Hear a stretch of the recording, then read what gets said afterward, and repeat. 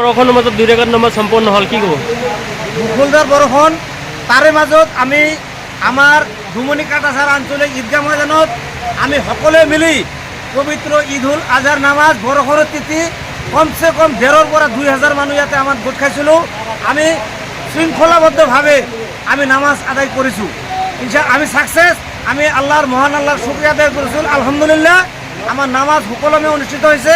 নামাজৰ পিছত বৰষুণ বাঢ়ি আছে, কিন্তু নামাজৰ সময়ত অলপ বৰষুণ কম আছিল। তথাপি যিসকল মানুহে নামাজ পঢ়াৰ কাৰণে আহিছিল তেওঁলোকে নামাজৰ পৰা উঠা নাই, তেওঁলোকে সুস্থভাৱে 2 ৰাকাত ওয়াজিব নামাজ আদায় কৰিছে। আৰু নামাজৰ শেষত আমি এই বৰষুণৰ মাজতে সকলোৱে তিতি ভিজি আমি মহান আল্লাহৰ ওচৰত আমি দোয়া কৰিছোঁ যাতে বিশ্ব শান্তিৰ লগতে আমাৰ ভাৰতবৰ্ষৰ আৰু আমাৰ অসমৰ লগতে আমাৰ বৰপেটা জিলাৰ আমাৰ অঞ্চলৰ সকলো মানুহ শান্তি সম্প্ৰীতিতে অহা দিনত যাতে নিজৰ নিজৰ দেশ নিজৰ নিজৰ জাতিক আগবঢ়াই ল'ব পাৰে তাৰ কাৰণে আমি আল্লাহৰ ওচৰত বিশ্ব শান্তিৰ দোয়া কামনা কৰিছোঁ।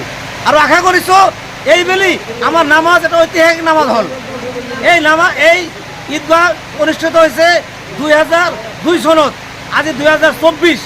এই 2024 চনত আমি সৰ্বপ্ৰথম এই ঈদগাহ ময়দানত বৰষুণৰ তিথি আমি নামাজ আদায় কৰিছোঁ। আমি দুখ পোৱা নাই, আমি সুখী অত্যন্ত যে বৰষুণৰ মাজতো আমি সুস্থভাৱে যে আমি নামাজ আদায় কৰিব পাৰিলোঁ।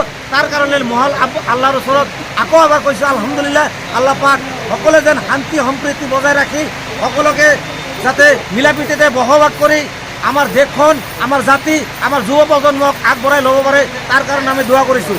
আৰু দোয়া কৰিছোঁ যিসকল মানুহ অসুখ হৈ মানে বেমাৰত পৰি হস্পিটেলত পৰি আছে, যিকোনো জাতিৰ হওক, আজি যিমান হস্পিটেলত মানুহ বেমাৰত ভুগি আছে তেওঁলোকৰ কাৰণে আমি দোয়া প্ৰাৰ্থনা কৰিছোঁ।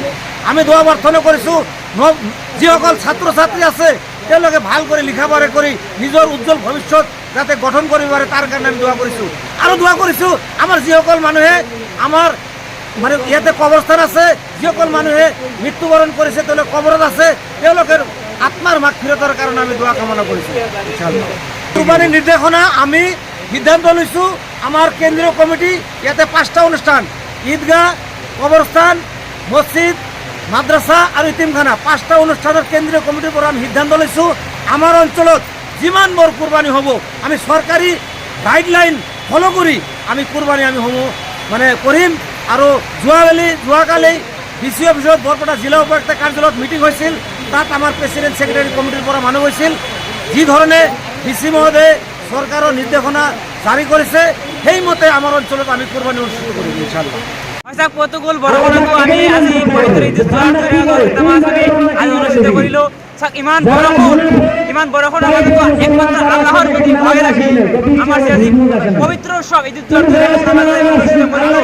আল্লাহ তাআলা আমাৰ নামাজে কবুল কৰে আৰু বিশ্বশান্তিৰ বাবে বৰষুণত আমি বিশ্বশান্তিৰ দোয়া মাগিছোঁ। আল্লাহ তাআলা যাতে আমাৰ গোটেই বিশ্বত একতা বজাই ৰাখি আমাৰ সকলোকে জীয়াই ৰখাৰ তৌফিক দান কৰে ক'ব বিচাৰিছোঁ। চৰকাৰে কুৰবানী উপলক্ষে হয়তো কুৰবানীটো পৰিমাণে মুকলি ঠাইত কৰিব নালাগে, মুকলি ঠাইত কৰিলে ধৰ্মৰ অনুমতি আঘাত কৰে যাতে সকলোৱে কোনো অপেনভাৱে মুকলিভাৱে যাতে কুৰবানী নকৰোঁ। আৰু কুৰবানীৰ পশুৰ জীৱ জন্তুৰ যি পেলনীয়া অৱশিষ্ট বস্তুখিনি